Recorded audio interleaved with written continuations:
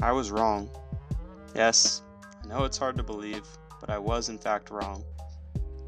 Anything I say on this channel I'm willing to stand behind, and because of that I can also comfortably accept when things don't play out as expected. A few weeks ago I confidently told you that the Celtics' historic offense was regression-proof.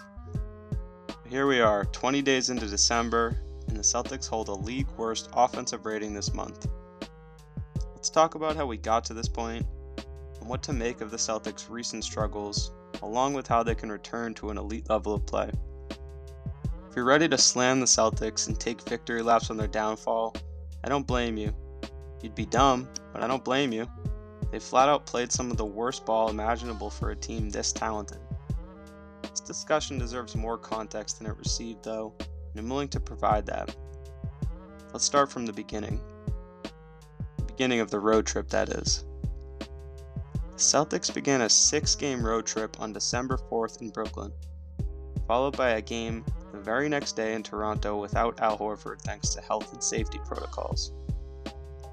After a nice win against the Raptors, they moved on to Phoenix and gave them a quick 30-piece before flying to California. This is where it started to fall apart a bit. With Horford still out and Blake Griffin grabbing his third and fourth consecutive start, the Celtics got humbled by the Warriors and Clippers, losing by nearly 20 points in each game. The day following the loss to the Clippers, they managed to blow a 20-point lead to the Lakers and overcome a 13-point deficit with 4 minutes left to win the game after I'd declared it a loss and went to bed. So that's the road trip. 4-2 record, but they didn't look great, scoring 111 points per game to their opponent's 109 through 6 games. Playing 5 without Al Horford and Rob Williams eagerly awaiting his debut, this drop in play is understandable to me. The versatility just isn't there when you're asking Blake and Cornette to hold it down as the main bigs. Finally back in Boston, and Rob's return looking imminent, things seemed ready to get back on track. The Orlando Magic had different plans though. This young, talented squad played with a ton of energy and poise, making things tough for the Celtics with their size and length. They picked up consecutive wins on Boston's home court. To say the Celtics struggled is putting it very kindly. In 2 games against the Magic, they shot 25% from 3 while taking 47 attempts per game. It was tough to watch. I should know because I attended the second game. They were slumping hard, and instead of trying to remedy that from elsewhere on the court, they attempted to break the slump by launching more threes. The Magic didn't shoot the lights out themselves by any means, hitting 34% on threes, but they got things done in other ways, attempting 15 less threes per game than the Celtics. Coach Mazzulla believes in the math favoring the Celtics when it comes to three-point shooting, and generally, he's been correct. The Celtics have a record of 15-2 when they make 16 or more threes, but 7-7 when they make 15 or less. They have to be able to pivot a bit when that shot isn't falling, but clearly they're capable of beating you with it. The process hasn't been perfect or at the level it was a few weeks ago, but there's still plenty of reason to be optimistic. The number of missed threes has been jarring, no doubt, but the percentage of those looks that are actually bad shots really isn't particularly large. There are occasions where the possession is one pass into a shot, or a missed opportunity to swing the ball one more time, and those definitely aren't great, especially in the midst of a cold streak. However, when they drive and kick, and the ball keeps swinging around the perimeter, you remember how dynamic this offense can look.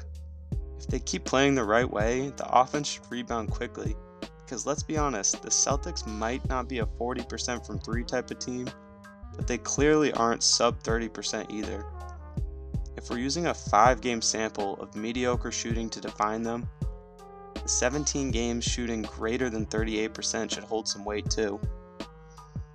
They take a ton of open threes, many that they've generated themselves, though some have been a result of teams willing to help off of the shooters to shrink the driving lanes, especially with how poorly they've shot lately.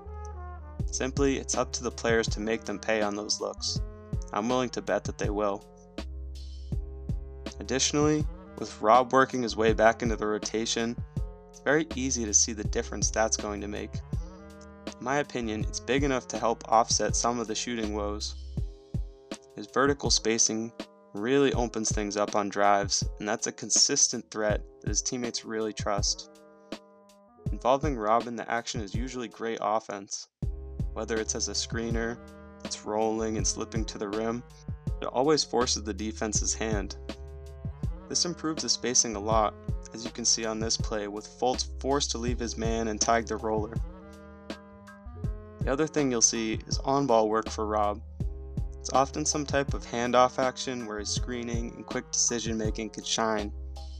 If it's on the perimeter, this typically pulls the big out of the paint as well. If not, there will be pull-up threes all day, and eventually those will fall. If they don't, Rob might average 10 offensive rebounds per game. I don't find myself worried about this team. If they can get back to the purposeful brand of basketball that fueled their success, we'll remember this stretch as a necessary bump in the road. In the words of Joe Mazzulla, all great teams, they figure out why they're great, they stay there longer than other teams, and when they're not there, they get back to it quick.